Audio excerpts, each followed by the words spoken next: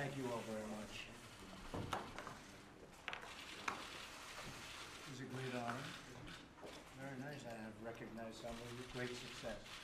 So important. I'm honored to be here with Prime Minister Trudeau, whose father I knew and respected greatly.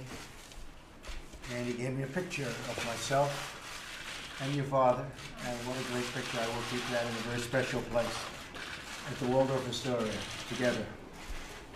We're going to launch the Canada-United States Council for Advancement of Women Entrepreneurs, of which we have some of the great ones in this room, and business leaders.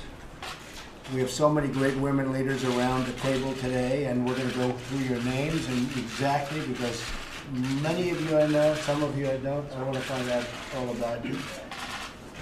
Women, as you know, and I can say that from my past life, I had so many women executives that were phenomenal, and really helped me a great deal in business. So it was really fantastic. They play a tremendously important role, women, in our economy. Women are the primary source of income in 40% of American households, and households with children under the age of 18. In order to create economic growth and lots of very good, well-paying jobs, we must ensure that our economy is a place where women can work and thrive. And I think that's happening in the United States much more so. And Ivanka is very much involved in this, and I appreciate you being involved in it. And I know, Justin, in Canada, it's happening big league, and that's very important. We need policies that help to keep women in the workforce and to address the unique barriers faced by female entrepreneurs, and they are unique. We need to make it easier for women to manage the demands of having both a job and a family. And we also need to make it easier for women entrepreneurs to get access to capital. And I guess pretty much all entrepreneurs, we have to help them out, because the system is not working so well for entrepreneurs getting capital, but it's in particular difficult for women. So we're going to get access to markets and access to networks. And I look forward to hearing your advice. We're going to go around the table, and I want to really learn something today. And again, it's a great honor to be with you. And Justin, I can say on behalf of our country, it's an honor to be with you. Well, thank you, Donald, for welcoming us, and I'm really excited about launching this. Sitting around the table here with a number of successful executives who just happen to be women. One of the things that I've been lucky enough to do over the past year in New York and Beijing and across Canada is sit down with women CEOs, women executives to talk about both their successes and the challenges they're facing that are particular, but also how, of course, we create more paths to success for women across our community and across our society. Whenever I sit down with a woman executive, I know that she has had to overcome significant barriers that exist, and therefore is likely to have greater insight into help reduce those barriers for others. But also be a formidable contributor to the success of the business and her economy. So I think for me, it's not just about doing the right thing, it's about understanding that women in leadership positions is a very powerful leverage for success, for business, for communities, and for our entire economy. Alors c'est un grand plaisir de pouvoir vous écouter aujourd'hui.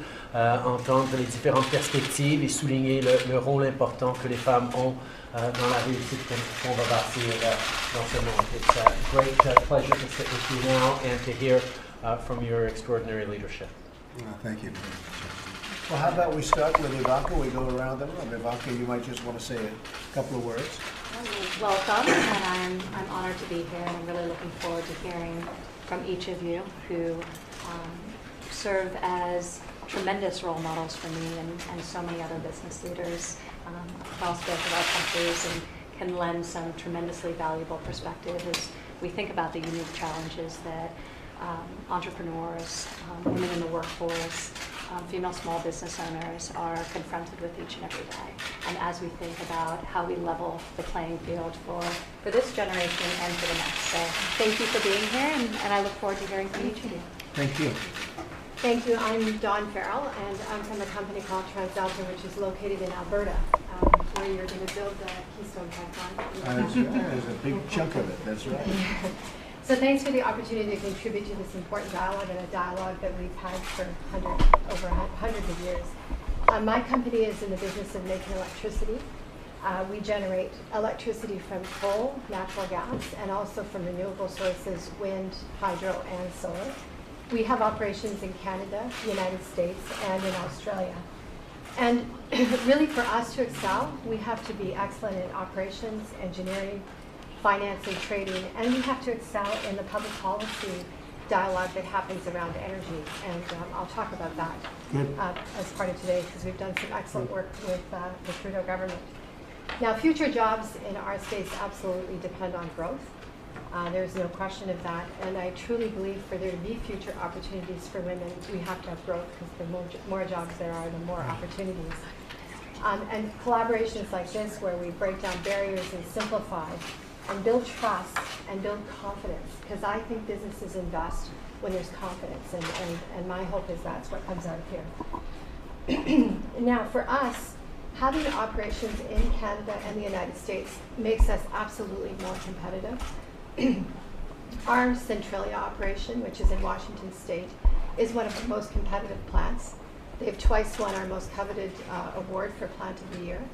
But the reality is, teams of people from the United States and teams of people from Canada cross the border often to work with each other, to share and so that we can excel as a company overall. So it's huge. That's good. And we're just going to We're going to go around. Thank you. and then Good we'll job. get into Boy, she did a hell of a job. No wonder she's successful. Very good. Monique, thank you.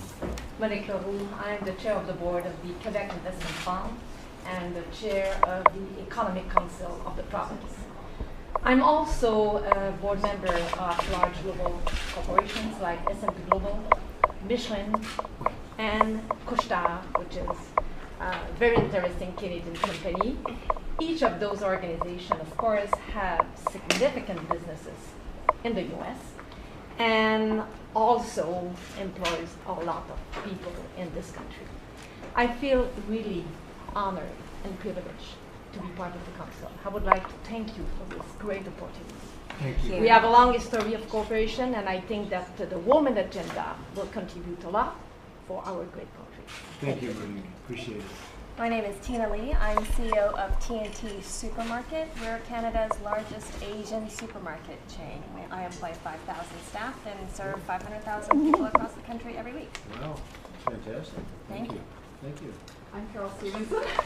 I'm on the board of directors of General Motors, and I don't think General Motors needs any introduction. No, we had Mary Barrow was here last week. Yes, And she's terrific. she is. Thank you very much. I'm Tamara Lundgren. I'm the president and CEO of Schnitzer Steel Industries, which is one of the world's largest recyclers of metal products sold to steel mills around the world. I also sit on the board of Parsons Corporation, which has been a big participant in the public-private partnerships in Canada. And I sit on the board of Ryder, which goes back and forth between the U.S. and Canada over 400 times every day. And lastly, I'm the chair of the board of the Portland branch of the 12th District Federal Reserve Board. Very good. Very good. Thank you very much. Hello, Elise Allen. I'm Vice President of GE.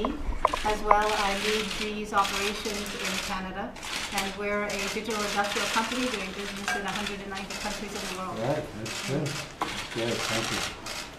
I'm Annette Verschuren. I'm the CEO of In Our Store, which is an energy storage development company. Half of my career I've worked with US-based companies, Home Depot, where I rolled over 19 to 179 stores in Canada, and Michael's Electric Craft Stores. I think that our countries are so absolutely bound together by our people, our resources, our trade. Linda Hasenfratz and I worked for many years on North American competitiveness and found ways in which we could get products and services and people through the border efficiently, because as you know, we're the biggest trading partners in the world. And we're going to be working on that very closely over the next very short period of time. There's some new things happening that can be very good. It's great.